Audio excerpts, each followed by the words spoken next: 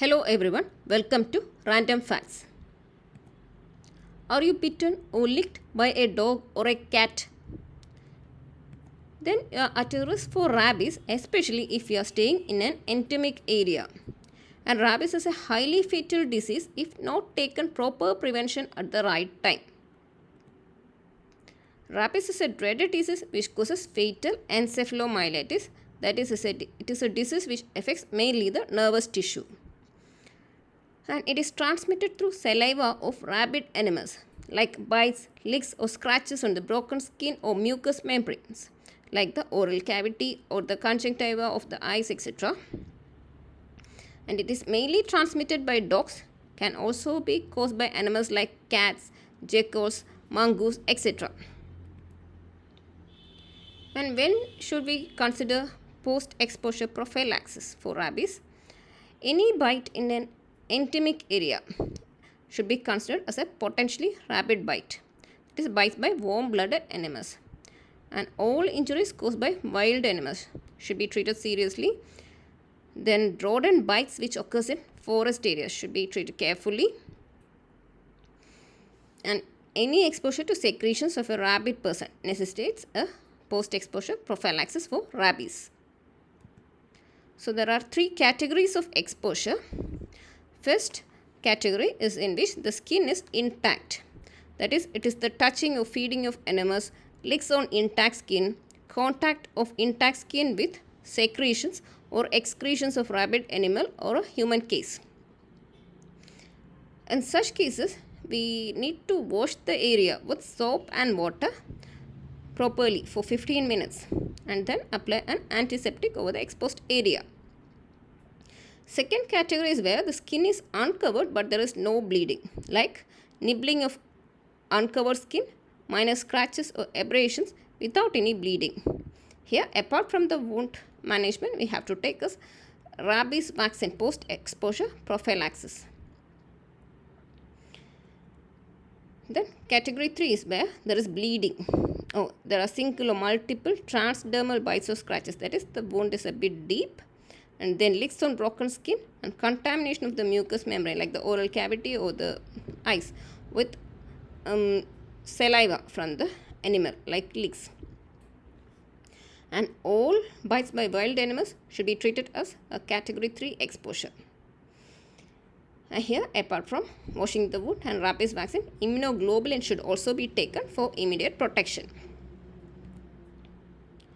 So about the wound toilet, the area should be washed with soap and water for 15 minutes and then povidone iodine or antiseptics with virucidal activity like alcohol should be applied.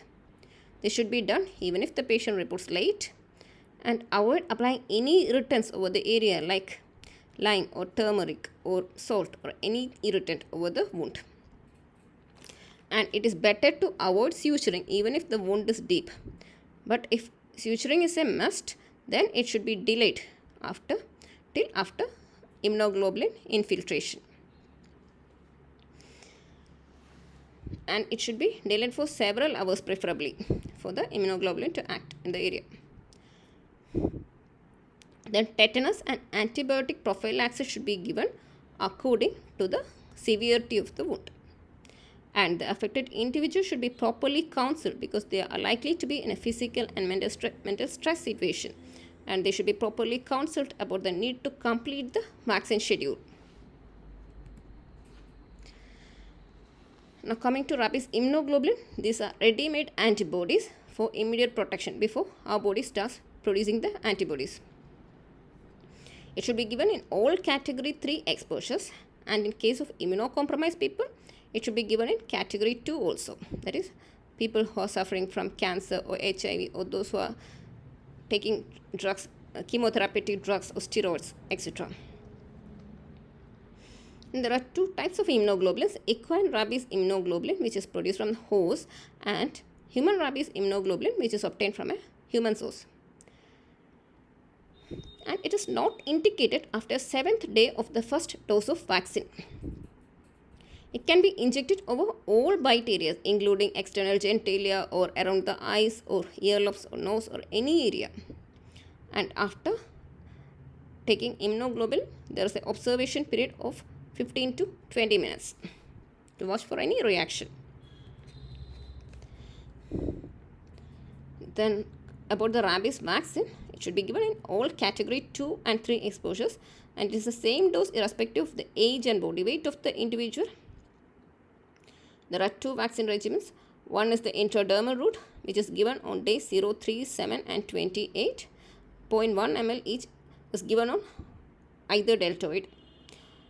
Then there is an intramuscular regime, which is given on days 0, 3, 7, 14 and 28, which is given either on the upper arm or thigh at a single site.